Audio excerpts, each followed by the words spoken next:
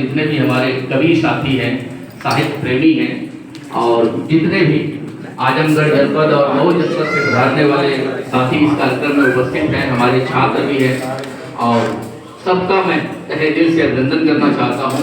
और इसी अभिनंदन की कड़ी में मैं अपनी बात रखना चाहता हूँ कि जितेंद्र कुमार नूर की कविताओं को लेकर, इनकी गजलों को लेकर, इनकी किताबों को लेकर, किताबों के शीर्षक को लेकर बहुत सारी बातें कही गई हैं। अभी आप लोगों ने सुना कि दौर ये खामोशियों का दौर है, और खामोशियों के दौर में खामोशियों के दौर नाम की किताब लिख पाना ही अपने आप में बड़ी बात है। जैसा कि इतिहास में चंदन ने अभी बताया था कि जब हम साहित्य के इतिहास में प्रवेश करते हैं तो ऐसा नहीं कि ये पहली बार इस तरह का कोई माहौल या इस तरह का कोई दौर आया है। इस तरह का दौर हमेशा से आता रहा है, और इस तरह के जो साहित्यकार हैं, जैसे आज आपको जितेंद्र कुमार नूर चमकते हुए सितारे की तरह दिखाई दे रहे हैं, उस जमाने में और भी जो बड़े बड़े साहित्यकार थे वो सब भी युवा थे, लेकिन वो कभी अपने दौर से डरे नहीं। अगर हम मुक्तिबोध की बात इन्होंने किया था तो मुक्तिबोध ने भी यही बात कहा था, सब चुप, साहित्यिक चुप, कवि जन निर्वाक। तो ये कितनी बड़ी बात है। यानी एक ऐसा दौर है कि सारे साहित्यकार, सारे नर्तक, सारे शिल्पकार, सारे गजलकार सब लोग चुप हो गए। एक खामोशियों का दौर है, एक चुप्पियों का दौर उस दौर में भी था, लेकिन तब भी मुक्तिबोध ने उस दौर में अभिव्यक्ति के खतरे उठाने होंगे, तोड़ने ही होंगे गढ़ और मठ सब, पहुंचना ही होगा दुर्गम पहाड़ों के उस पार, जहां प्रतिपल कांपती रहती हैं अरुण कमल लिए। मतलब इस तरह की दो बाहें काम मतलब इंतजार कर रही हैं। कहने का मतलब है कि ऐसा माहौल हमेशा से रहा है। आपको और मैं बता दूं कि भवानी प्रसाद मिश्र की एक बेहतरीन कविता है, मैं सन्नाटा बुनता हूँ। देखो, मैं सन्नाटा बुनता हूँ, खुद एक सन्नाटा है, लेकिन उस सन्नाटे को बुनने की कोशिश की जा रही है। इसमें कितना गजब का एक व्यंग है, और यही व्यंग खामोशियों के दौर का व्यंग है। ये किताब भी अपने आप में ऐसे समय में आई है जहां हम, मैं समझता हूं कि यहाँ जितने लोग भी बैठे हैं उन सारे लोगों के भीतर एक कहीं न कहीं एक चुप्पी, एक खामोशी है।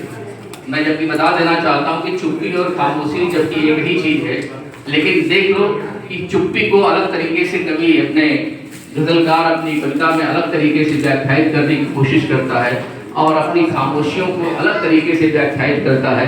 क्योंकि समयाभाव है, बार बार संचालन महोदय अपनी बात रख रहे हैं, इसलिए मैं बहुत ज़्यादा परंपराओं पर बात नहीं करना चाहता हूँ, मैं किताबों पे ही बात करना चाहता हूँ। जबकि मैं बता दूँ कि जब जितेंद्र कुमार नूर की आप किताब को पढ़ेंगे तो उन्होंने हृदयोद्गार में बहुत अच्छी अच्छी बातें लिखी है कि किस तरह से उनकी परवरिश हुई, कैसा उनका परिवार है, कैसी उनकी सोच है, कैसा वो बनना चाहते हैं, कैसा उनके भीतर एक आंतरिक द्वंद्व है, एक ऐसा द्वंद्व है जो एक नौजवान में, भारतीय नौजवान के भीतर होना चाहिए।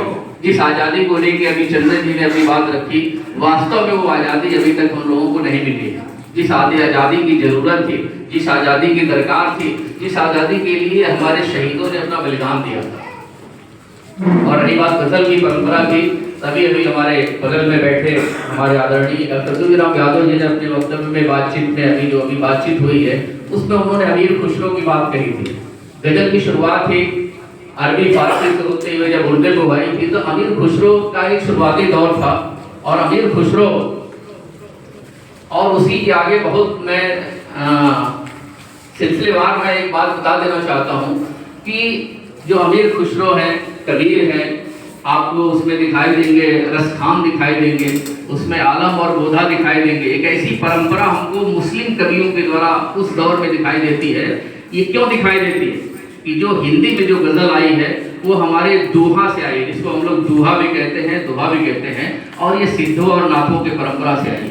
क्योंकि मैं बता देना चाहता हूँ कि हमारे देश में मुसलमान हजारों साल पहले, 700-800 साल पहले आ चुके थे, 300-400 साल पहले आ चुके थे, तो आए उनको यहाँ की संस्कृतियों से बहुत लगाव हो गया। तो जब ये मुस्लिम कवि उस दोहों की नकल करने लगे, सिद्धों नाथों की नकल करने लगे, तो उसी नकल में इन्होंने हिंदी और उर्दू के शब्दों को मिलाकर, उर्दू और हिंदुस्तानी शब्दों को मिलाकर गजल लिखना शुरू किया। कभी कभी हिंदी वालों के ऊपर आरोप भी लगाते हैं। एक आलोचक को मैं पढ़ रहा था, देख रहा था कि हिंदी के लोग जब उर्दू गजल की दुनिया में आते हैं तो अपना भेष बदल के आते हैं। देश मतलब उपनाम की बात हो रही है। जैसे किसी किताब को खामोशियों को दौर में जब आप पढ़ोगे, मैं इस किताब को, चूंकि जितेंद्र कुमार नीर की नूर की ये किताब थी, इसलिए मैं इसका बहुत बारीक अध्ययन किया। कोई ऐसी गजल नहीं है जिसको मैंने पढ़ा नहीं, कोई ऐसा पन्ना नहीं है जिसको मैंने पढ़ा नहीं। तो इसमें मैंने देखा कि गजल की इस किताब में नूर ने सारे गजलों में अपना नूर उपनाम का इस्तेमाल किया है। सिर्फ एक ही गजल ऐसी है जिसमें उन्होंने जितेंद्र शब्द का इस्तेमाल किया है। ये मैं जब खोज रहा था, देख रहा था, तो मुझे ये बहुत सारी बातें देखने को मिली, और इसलिए जब मैं इस किताब को पढ़ने लगा तो इनके हृदयोद्गार जो शब्द इन्होंने लिखा है, अपनी बातें लिखी हैं, उसमें इन्होंने कहा कि मेरी गजलें आध्यात्मिकता के चश्मे से न देखी जाए, जबकि गजलों की शुरुआत ही इश्क हकीकी और इश्क अजीबी से होता है। कहने का मतलब है इश्क मजीदी से इश्क हकीकी की तरह होता है, इसलिए कि लौकिक से आध्यात्मिकता की हो। जितने भी सूफी कवियों को आप देखेंगे,